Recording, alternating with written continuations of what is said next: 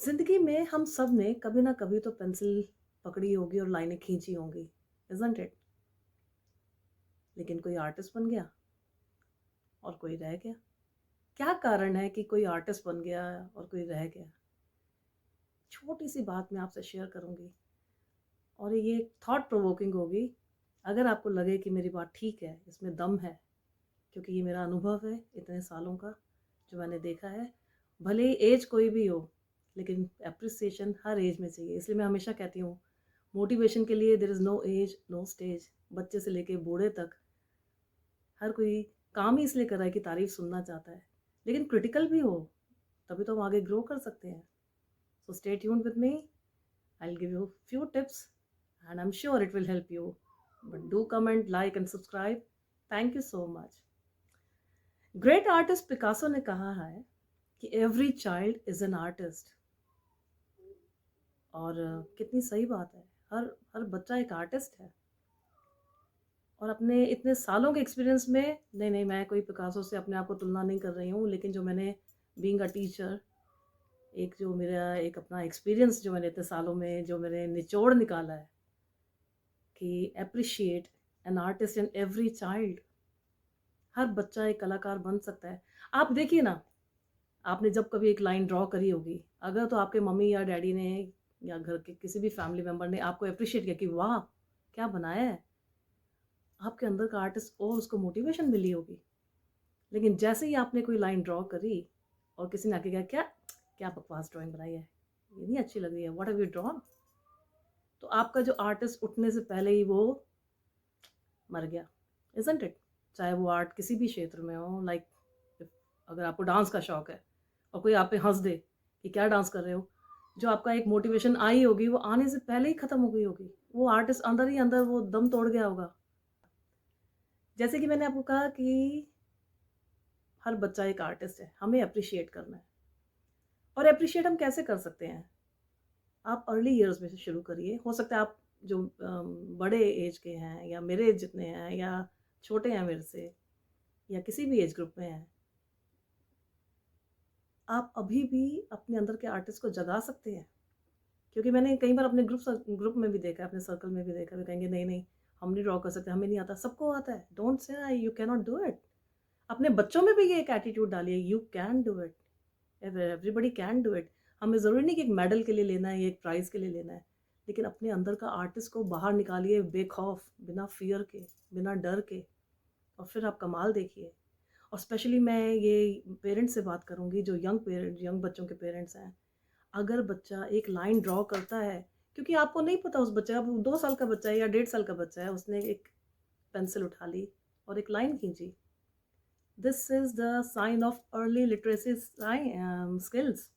क्योंकि वो बच्चा ड्रॉ कर रहा है, इसका मतलब वो आगे अपने आप को प्रिपेयर कर रहा है, उसका ब्रेन उसके प्रिपेयर कर रहा है आगे स्कूल लाइफ के लिए या आगे लिखने के लिए। तो इसलिए आप एप्रिशिएट करिए। हो सकता है आपने देखा हो कि वो एक लाइन ड्रॉ करी है, लेकिन उस बच्चे ने हो सकता है अपने उसके दिमाग से उसने जो इमेजिनेशन अपनी जो उसने पेपर पे उतारी है, जो एक्सप्रेस किया है, it might be something else. तो एक रिक्वेस्ट करूँगी और आप इसका डिफ़रेंस ज़रूर देखेंगे, अपने बच्चों के लाइफ़ में ज़रूर देखेंगे। 110% श्योर, नॉट 100%, 110% श्योर। आप इस चीज़ का ध्यान रखिएगा कि आपने बच्चे ने कुछ भी ड्रॉ किया है, कुछ भी ड्रॉ किया है, आपने सिर्फ़ और सिर्फ़ एप्रिशिएट करना है, पॉज़िटिव बोलना है। अगेन ओवर एप्रिशिएट नहीं करना है, लेकिन आपने पॉज़िटिव ज़रूर बोलना है, लेकिन नो क्रिटिसिज़्म, क्योंकि आपको नहीं पता। अब आपने उस बच्चे को कहा क्या ये लाइन ड्रॉ करी और उसने कहा ये तो मेरा एरोप्लेन है। तो इसको अब हम कैसे बोलेंगे? यहाँ मैं आपको एक टिप दूँगी, यूज़ पॉज़िटिव स्टेटमेंट्स। आपको I like the way you have drawn this line, what is it? आप देखिए अगर बच्चा आपका वर्बल है, तो वो कुछ ना कुछ तो बोलेगा जो उसने अपने दिमाग से ड्रॉ किया होगा। और अगर बच्चा नहीं बोल सकता, आप उसके चेहरे पे एक मुस्कान देखेंगे, बिकॉज़ ज़रूरी नहीं कि अगर नॉन वर्बल हैं बच्चे तो वो आपको हिंट नहीं देंगे। आप एप्रिशिएट कीजिए कि वॉव! कितना सुंदर ड्रॉ किया है। और मैं आपको एक और चीज़ कहूँगी, और आजकल तो आप लोग लकी हैं, डिजिटल वर्ल्ड में हैं और हर चीज़ को आप कैप्चर कर सकते हैं। ये ए4 शीट्स मिलती हैं, ए4 शीट्स का रिम आता है। अगर आप वीकली भी एक रिम अपने बच्चे के लिए लाते हैं या फोर्टनाइटली या मंथली व्हाटएवर जैसे आपको लगता है, आप लेकर आइए। आप ये सेटअप करिए, कलर्स रखिए। आप देखेंगे आपके बच्चे जो भी ड्रॉ कर रहे हैं, एक डेट लिखिए उसके अंदर, आप उसको फेंकिए मत, don't throw in the rubbish. आप उसकी बुक एक बनाइए, at the end of the month उसकी एक बुक क्रिएट करिए, क्योंकि हर दिन में आपको डिफरेंस नज़र आएगा। आपको पेंसिल के स्ट्रोक्स से पता चलेगा बच्चे का कितना स्किल बढ़ रही है, और बढ़ रही है, डेफिनेटली बढ़ेगी। कम से कम ये यादें, प्रेशियस मेमोरीज हैं बच्चों की, और इसको एक बुक में, इसको डोंट थ्रो, आप उसमें डेट लिखिए, आप उसको एक फ़ोटोग्राफ अगर खींच सकते हैं, आप वो करिए। और आप डेट लिखेंगे और टाइम लिखेंगे, डेट लिखेंगे तो ईयर ज़रूर लिखिए, और आप उसकी एक बुक बनाते जाइए, और आप अमेजिंग, मीन्स रियली ग्रेट, आपको मज़ा आएगा। तो चलिए, मैं ज़्यादा लंबा नहीं बोलती हूँ, क्योंकि मैं अगर बोलना शुरू करूँ इन टॉपिक्स पे तो I can go endless, non stop.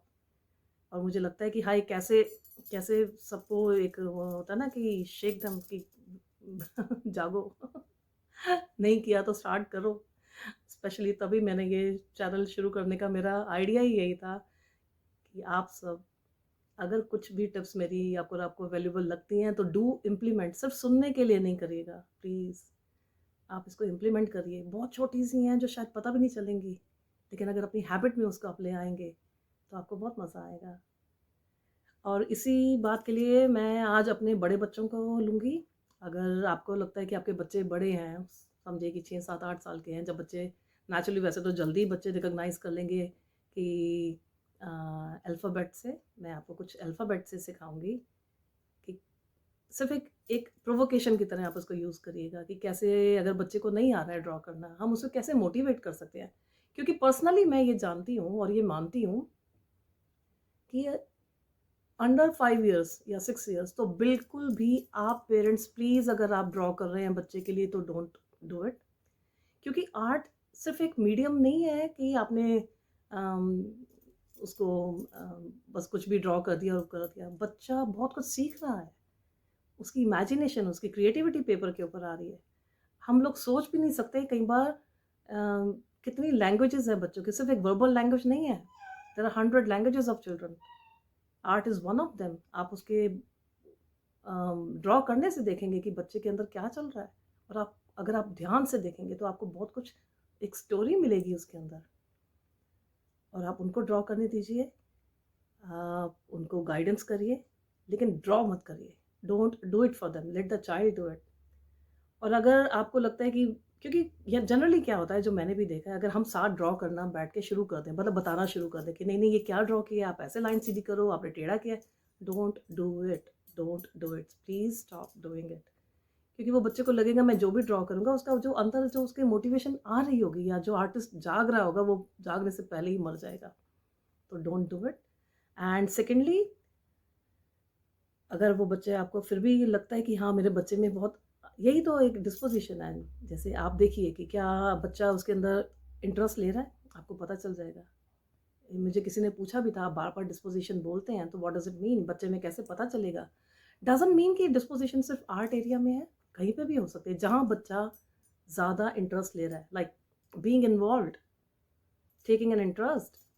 आप उसमें वो बच्चा लंबे समय तक उस इंटरेस्ट को, यानी कि अगर वो आर्ट करने बैठा है, लाइक सस्टेनिंग हिज इंटरेस्ट और हर interest for a long time, तो आपको पता चल जाएगा हाँ भाई ये आज क्या चीज़ है, कहाँ पे उसका इंटरेस्ट है। Could be water play, could be art activity, could be kitchen area, could be play dough, could be sensory play, sand pit. मैं धीरे धीरे इन टॉपिक्स को बाद में लूँगी। मैं चाहती हूँ कि मेरी जो भी टिप्स हैं वो हर एज ग्रुप को एकोमोडेट करे। इसलिए बच्चे की ये जो डिस्पोजिशंस हैं और उसमें जो स्किल्स डेवलप होंगी, आर्टिस्टिक स्किल्स आएंगी। अगर बच्चे को, आपको लग रहा है कि प्रिटेंड प्ले में उसका इंटरेस्ट है, उस ड्रामेटिक्स में इंटरेस्ट है, किचन एरिया में है, आप देखते हैं ना बच्चे सैंड पिट में बैठ के बहुत ज़्यादा कुकिंग और शेफ़ बनेंगे क्योंकि they see mom and dad doing it. बाहर जाते हैं, वो रियल वर्ल्ड को देखते हैं, and they try to bring those experiences into their play. तो चलिए, इसी को आगे करते हुए मैं बात कर रही थी कि अगर बड़े बच्चों को करना है, फॉर एग्जांपल मैं आपको एक पेंटिंग दिखाती हूँ, फॉर एग्जांपल, ठीक है। देखिए ये एक टर्टल है। अगर आप अपने बच्चे को, पहले तो मैं कहूँगी कि आप कोई कॉम्प्लिकेटेड पेंटिंग से मत शुरुआत करिए। सपोज आप अपने बच्चे को दिखाइए कि do this, see if you can draw this और not, as a provocation. Again I am saying कि आपने ये नहीं कहना तूने ऐसा क्या किया या आप ऐसा क्यों कर रहे हैं। जस्ट शो द चाइल्ड नहीं तो आप भी ट्राई करिए अगर आपको लगता है कि कर सकते हैं, और डेफिनेटली कर सकते हैं। मैंने कहा ना, हम सब में एक आर्टिस्ट छुपा हुआ है। बनाना शुरू करते हैं। जैसे कि मैंने आपको कहा था, मैं इसमें कैपिटल सी, आप देखिए ये कैपिटल सी लग रहा है।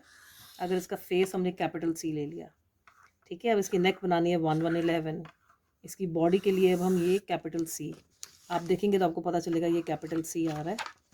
और इसकी अब हम नीचे जो इसका शेल है इसको एक शेप देंगे। इसके आप इसको नेक को ज्वाइन करिए। ये अब यहाँ से लेग्स आ गई कैपिटल एल, इसको 1 से आपने ज्वाइन किया तो लेग बन गई। पीछे की बैक लेग लेंगे तो 1 1, ये थोड़ी छोटी होगी क्योंकि बैक साइड की है। एक लॉ ऑफ पर्सपेक्टिव होता है कि आगे की चीज़ बड़ी है। ये नेल्स आ गए। ये टर्टल की टेल बन गई। अब यहाँ टर्टल की जो बॉडी में पैटर्न्स है वो ड्रॉ करेंगे। ये आप फ्री हैंड कोशिश करिए, या आपको जो अल्फ़ाबेट से या जो नंबर से जो भी आपको इजी लगता है। मेन तो है कि हमने एंजॉय करने के लिए बनानी है, परफेक्शन के लिए नहीं बनानी है। पहले हम अब सीड लगाएं, प्लांट बनाएं, फिर उसको पेड़ का सोचेंगे। अब ये एंजॉय तो करें। और ये हमारा turtle is good to go. थोड़ा सा आप इसको बाद में, ये एक बेसिक शेप है, और बाद में इस चलिए ग्रास पे खड़ा कर देते हैं। ग्रास भी दिखा दी और बर्ड्स दिखा रहे हैं। अब देखिए अगर स्काई में हम बर्ड्स दिखाते हैं, अगेन इसमें लॉ ऑफ पर्सपेक्टिव आ जाता है कि पास की चीज़ बड़ी है। ये आगे वाला बर्ड है, ये मैंने आर लेटर आर से ड्रॉ किया। ये दूर का बर्ड है छोटा, ये और पास है तो और बड़ा। ठीक है, I hope you liked it.